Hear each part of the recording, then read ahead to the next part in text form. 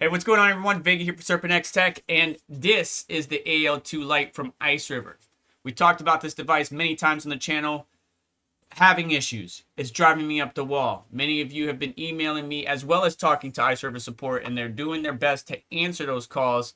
Could be a little bit better, though. Anyways, what is going on with this thing? Well, it keeps shutting down and restarting, and sometimes it would just sit there and produce heat or use electricity without actually hashing, so I'm not earning any Alephium with this particular miner. What did they do? Well, they sent me a control board. So in today's video, we're going to be installing this new control board in this AL2 Lite, hopefully resolving the issue, but I have to bring you that update later on because we need some longevity testing. Right now, let's get this tore down and tell you how to install this new AL2 Lite control board. First, we got 4 screws to remove. 1, 2, 3, 4, and possibly, it looks like maybe a couple more over here by the power connection or the power supply. We can see the control board lives on the back side of this particular unit, and then you have your antenna right here, which is protected by this little rubber piece. You want to go ahead and remove that, because when you go to take this plate off, that's going to get in the way. All right, don't lose track of your screws. And sure enough, we got to take these 2 off as well. I wonder if the power supply is going to fall after we take these screws out, but I guess we'll find out here in just a second. Should be fine. There we go. Remove that plate, and there is the back side. We can see the old control board, but there's probably some connections towards the front here. So let me take a quick look. Now we can see the main heatsink, the control board, and if you look very carefully back here, it has 2 ribbon cables, and then you can see the power supply. We might have to attack this from the front, which does have a warranty void sticker, but we need to be able to get this control board out safely and soundly. On the front side, if we wanted to take this plate off, again, removing that warranty void sticker, we got 4 screws again, plus 4 for each fan. So a total of 12. And while the unit does slide a little bit back, it's getting caught on something. You see how I can push this in a little bit? So just be careful not to break anything. With the 4 outer screws removed, you can remove this plate just a little bit, but the 4-pin fan wires are going to give you a little bit of trouble. All right, so if we move it out and away, we can see those connections right there. And actually, we probably can disconnect the control board ribbon cables as well as the 4-pin PWM cables while we have it in this position. Please be very, very careful. These metal bars that you see right here are connected to the power supply, and these are called bus bars. Be extremely careful. Make sure the unit is discharged before you work anywhere near a power supply on anything, not just this machine, but any machine containing a power supply. Be careful. With this plate off, you can push from the back side, right? And you're pushing the unit forward and out kind of the chassis. There's these little grooves. If you look very carefully, each board is slotted into a groove. So just push very carefully forward, giving you a little extra room. And now we can disconnect the ribbon cable on the control board. But we want to get this whole assembly out of this box, so that way we can, because the control board is mounted to this chassis, or this assembly, I guess you could say. Be very careful. The heat sinks are sharp. And there you go. There's your frame, right? So control board is sitting on this like right below this top plate right here. Then your power supply, control board, and then your main boards and everything. You see this a little bit dusty. Maybe go to quick wipe down if you're tearing down everything anyways. Here we can see the full heatsink assembly of the unit. The bus bars, 4-pin PWM, ribbon cables, and all. Now I'm going to very carefully, because this can move. You see how this is moving? If you break or snap these connections on these bus bars, you're going to be SOL. So be very careful not to break anything. It should be able to handle a little bit of movement. You see how that's wiggling? But I would be just as careful as you possibly can be before moving forward. It looks like we can disconnect the main boards from their respective bus bars here. But if that alignment is wrong, sliding back into the machine can be a pain. But we definitely need to unplug these fans and control board ribbon cables. So I'm going to go ahead and work on that now. Again, attacking everything in this area right here. Try not to pull from the wires themselves, because you could oftentimes break stuff. So there's the fan assembly moved out the way. We're good there. Get one of these screws out of here. By the way, all these screws are all the same length, except for the fan screws, but we didn't remove the fan, so we're good there. I'm really not liking how these units are just balancing or swaying like that. Tell me in the comments, would you go for the bottom 4 screws on the bus bar or the top 4? We still got to remove these ribbon cables, right? Because they're still connected, and there's even a power supply connector, this black and yellow one right there, that we have to remove. But how would you do it? Would you remove the top 4 power bus screws or the bottom 4 down here? Let me know in the comment section down below. To add some support, don't take it all the way out. Leave it somewhere in there so at least these aren't dangling, and attack it however you want. These 4 screws or these top 4 screws, whichever you prefer. But you see how it's a little bit more stable? Probably would be cool to run this thing in immersion liquid. Maybe we'll explore that later on. Let me know if you want to do that. I will say that these screws are really tight, and once I got off this one, I was able to get the first ribbon cable off, the second, and now the power connector. And now I could slide this out. The boards are still in there chilling. And I could attack what's the 6 screws holding this control board to the power supply.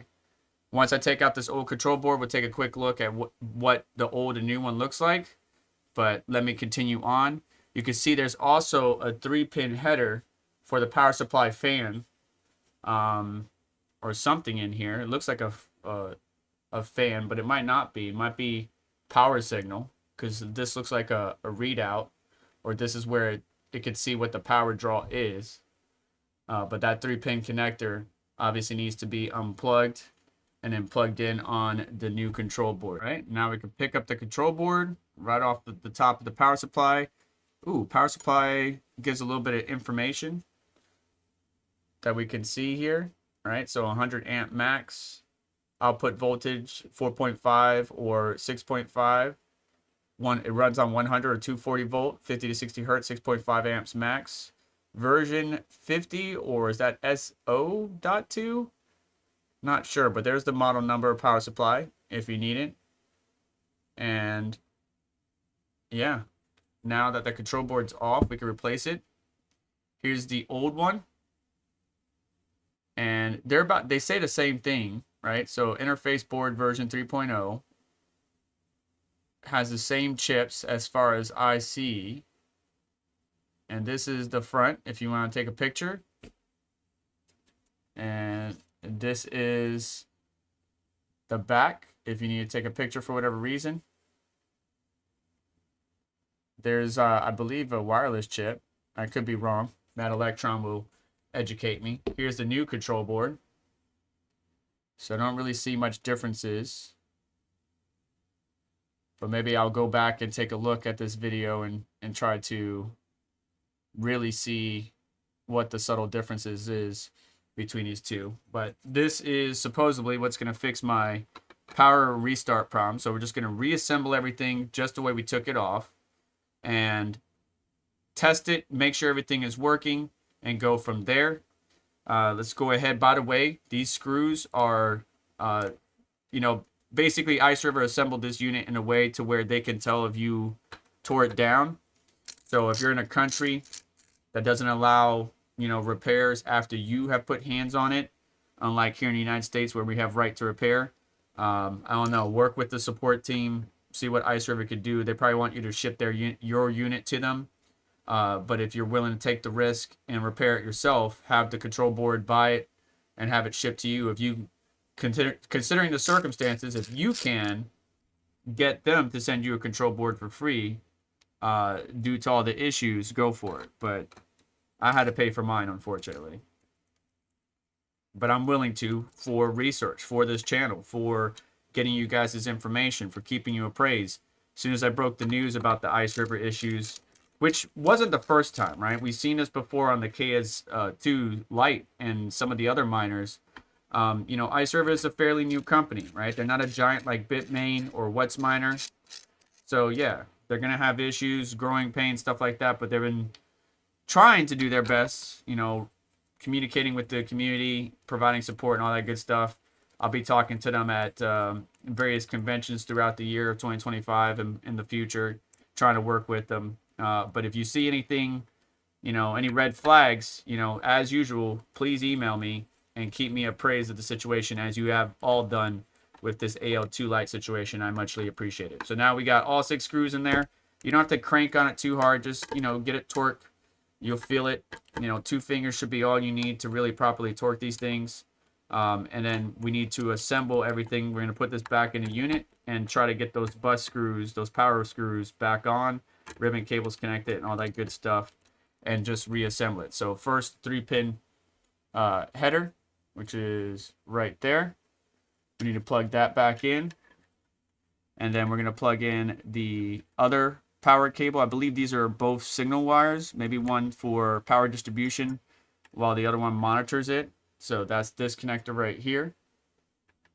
And I plug that in. Only goes in one way, guys, so don't get too crazy. I just noticed something. The header that's supposed to be on the board came out. Let me show you. See these 2 pins right here? Come on, focus. See those 2 pins right there, right in front of the 4-pin? The header literally came out. It's literally on the connector. That's what came out. That's what sits on those 2 pins. So now, with that out of the way, I can go ahead and plug that in like it's supposed to. So that's good. Slide this back in. I'm going to notate that this is the old control board.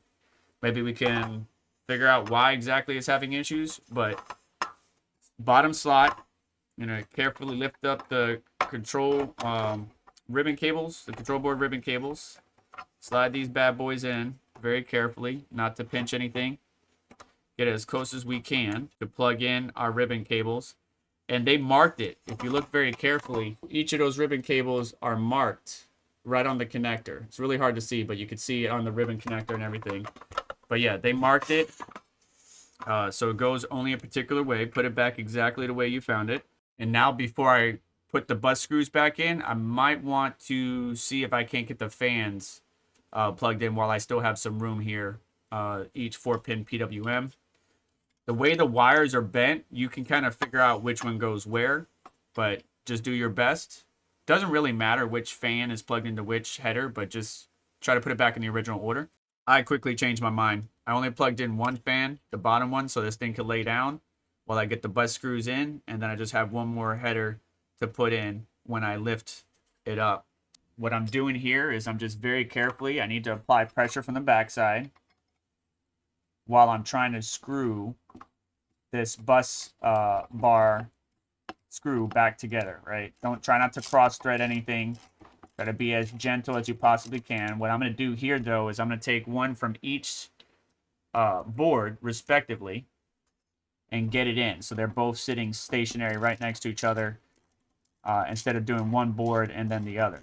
I want them to be as close to each other in the grooves that we showed at the beginning of the video or towards the middle, right? These boards slot into certain grooves. Get it nice and torqued. Doesn't have to be torqued like you're working on your car, but these definitely do need a little bit more force, right? You don't want any issues providing power to your board.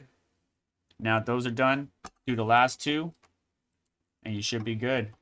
All right, now the fan header, which is this last one's just a little bit more tricky. You guys can't see it because I have to in order to get it on there. But I'm just pulling it to the side to just try to get the 4 pins in there, lined up, and push down just like that. Now we can push this board or assembly further in to get the fans in there. All right. And it should sit flush. So if there's anything stopping you, make sure you're all the way in. Matter of fact, I see a problem here.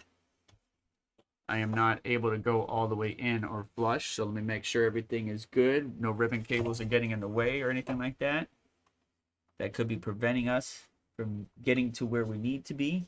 And it is the power dongle, or I guess you could say meter, that watches or monitors the power draw of this machine that is hitting this top shelf. There we go. All right. And let me show you what I was talking about very carefully. This is very hard to do, but so right where my thumb is, that little power relay, I guess you could say, or monitor, was hitting the shelf right above it. So I just pushed it down with a flat head. Now we can put the fan plate together just like so and start screwing it back together or assembling it back together. Again, those screws are all the same height. Only thing is the warranty sticker is in the top right of the fan assembly or the front fan plate. What I personally like to do, one of my lights went out. What I personally like to do is get all the screws, you know, kind of started so they're all in their very respective holes. I get them started before I torque them all the way down. And then we need to repeat the same process on the backside with all 6 screws. So now on the backside, remember that the control board and the power supply is actually sunken in, right? So when you start to screw it, it's going to suck it back up to the board. You can see how it's a little bit indented, I guess you could say. So what I would recommend is I'm going to get the top screws done for this back plate, and then I'm going to flip it while I get the other screws started and try to suck everything back to its original position, nice and secure. These screws are soft metal, so if you're really wrenching on it, you could wind up stripping it. So just take your time and assemble everything in the same order in which you removed it. And yes, I've been wearing PJ pants this entire time, but you see how the Ethernet port is indented? So, you know, tilt it like that, just fell back a little bit. I'm going to hold it like so, right, against my hip. And then I'm going to tighten up the screws around the power supply to try to keep everything right where we want it to be. The Ethernet port, the Wi-Fi antenna, and of course, the power supply. All right, we're all back together. So going to plug it in, and we'll leave you guys there.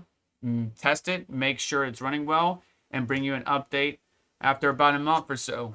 We'll just see, but let's make sure this thing powers on first. All right, moment of truth. Let's see if we fried this thing. We're gonna get power. Hey, we got power. We got Ethernet. Nothing popped or banged. Good deal. So yeah, that's gonna do it for today's video. We got the new control board installed in the Iceriver AL2 Lite, but can it sustain mining instead of restarting or getting stuck and not hashing but still consuming power and electricity? Well, we'll find out. I'll keep you updated. As soon as I get more consistent data, I'll bring that to you as soon as possible. But do me a favor on the way out. Hit that like button, get subscribed, hit the notification button to stay up to date, as well as check out additional links in the description to support the channel and what we do here. And I'll catch you in the next one. Fans should ramp up, but I'll keep an eye on that. Take care. There we go.